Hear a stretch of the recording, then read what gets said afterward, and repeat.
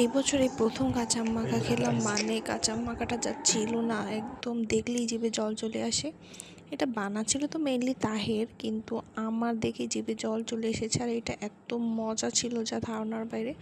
অনেক টক ছিল, গ্রামে গ্রামে যেমন বলে না জাউরা টক, তেমন জাউরা টক ছিল।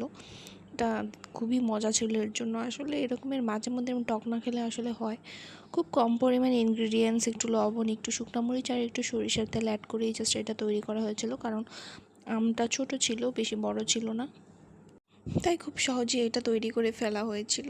আর খেয়েছি যে মজা করে, কি বলবো। আপনারাও চাইলে কিন্তু ট্রাই করতে পারেন আমাদের মতো এইভাবে। সরিষার তেল দিলে এটা আরও বেশি মজা লাগে, একটা সুন্দর স্মেল আসে। টকের মধ্যে সরিষা তেল আর একটু চিনি, আমরা পরে চিনি অ্যাড করেছিলাম, যেটা দেখানো হয়নি। চিনিটা বেশি পরিমাণ টকের জন্য চিনি অ্যাড করেছিলাম।